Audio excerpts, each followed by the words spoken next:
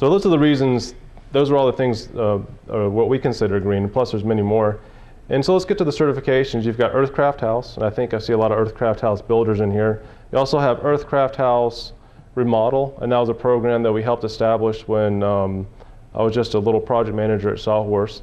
And with that, we take the same Earthcraft principles, apply it to existing construction, and you can make an existing house more energy efficient. There's LEED for Homes. We've built a new one, a new LEED for Home, and currently working on a renovation. You go through the same checklist. It does not get any easier for a renovation. So if you have a house, you're not completely gutting it, I'll lean towards Earthcraft. If you're completely gutting it and your homeowner wants the LEED for Homes designation, you have to have at least one open cavity. On our house, we decided to gut it from the outside, not the inside, because we're replacing the siding. But you have to build to LEED for Homes, all the standards for the renovations. You also have home performance with Energy Star. What's neat about Energy Star is a certification that is for a product, but it's also a certification for a building. And what Energy Star did, the EPA, they created home performance with Energy Star. So for those of you who have had a test out on an Earthcraft house, they bring the equipment out, they test an existing house, so you establish a baseline, and if you have a certain percentage of improvement, then you can designate it as home performance with Energy Star. And Energy Star Homes, again, is something that if you build an Earthcraft house, you have to build to Energy Star standards as well. The reason I'm going through all these and why it's so important and why certify green is, first of all, there's third-party verification. I know many builders out there that's like, you know what, it doesn't matter, I build to these standards right here. It's like, why not just pay the $1,000, $1,500, whatever it is, get the certification. We'll go over that and why that's important in a second. Green construction is perceived as better construction, and yes, it is better construction.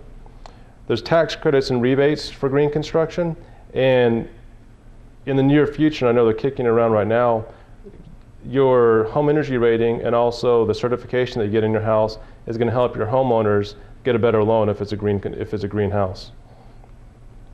Here's the big thing, green sells. You can have your house listed on FMLS, and if it's Earthcraft, LEED, or Energy Star, you can basically, there's a checkbox. So if somebody's searching for a greenhouse, they search for a greenhouse, they find a house that you've built or remodeled on FMLS, and we're finding that greenhouses that are certified are selling twice as fast and closer to their asking price. Typically the asking price, say if it's $1 million for the asking price, a greenhouse is selling for $950, where traditionally you're taking about another 10 points hit on a non-greenhouse in this market. So the green certification we're showing is helping houses sell faster and for more. So here's some just green design basics that I've put together over the years. We're going to go through advanced building systems. However, here's some basic things that whenever I approach green building that I try to keep in mind. First of all, it's the whole house concept. A lot of people and a lot of vendors out on the floor, they'll want to sell like, well, here is your product that we're going to stick in your house, and this is going to be the end all. However, if you use that product incorrectly, then you can actually make your family sicker, and if you don't incorporate it and see how it affects the building envelope, the rest of the mechanical systems, you can either create higher energy bills or bad indoor air quality issues, and then we can go over why that's important. Efficiency first. We are a solar provider. We do provide renewable energy. However, with our clients, if they are wasting energy and they don't have insulation, they don't have good windows, efficiency has a much faster return on investment than renewable energy. So what we recommend is efficiency first, make the house as efficient as possible within reason, and then add renewable energy to it. Because otherwise, if you wanted to take, for instance, this house right here is the LEED renovation that we're building. If we wanted to take this one completely net zero energy off the grid, where we produce enough power, we would have to borrow, where in its original condition without the insulation that we added, we'd have had to borrow the whole block's roof line to put enough solar panels on it to power this one house. However, with the insulation, with the geothermal, with the air sealing, with the good windows, with the good orientation on the lot, if they decide to add renewable energy to us, they can actually take this off the grid just using their roof line.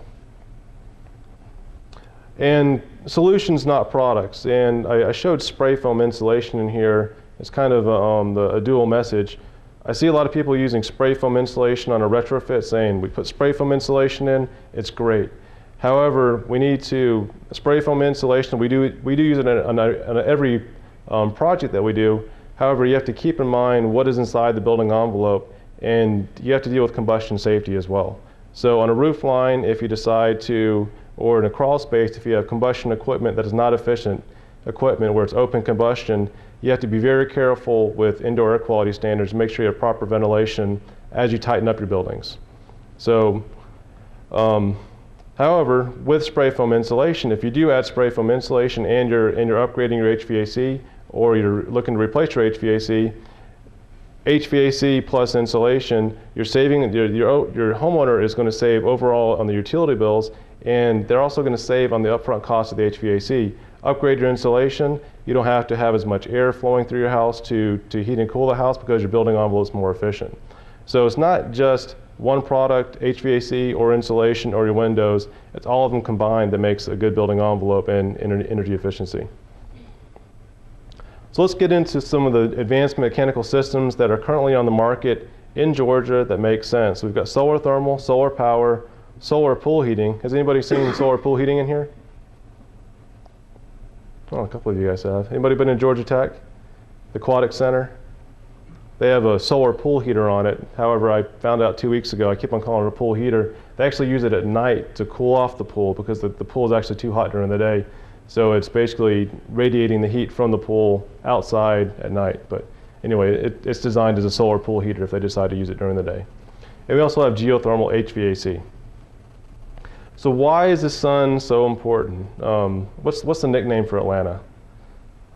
Hot Atlanta, thank you very much. I love when people say, the sun is not important in Georgia, solar does not work. Well, the funny thing is the #1 country in the world that uses solar is Germany. And they have a lot less sunshine than we do, so how come it can't work in the South?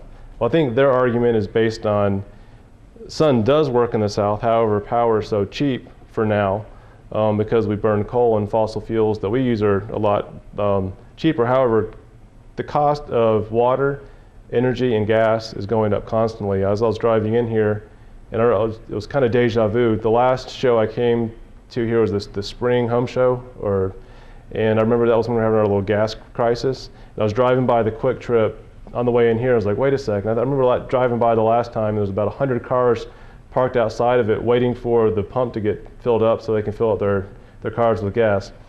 Our energy problems are not going to go away. However, we do have solutions that make sense. One of them is the sun. We've got plenty of sun, and it's a source of energy for plants. We all know about that.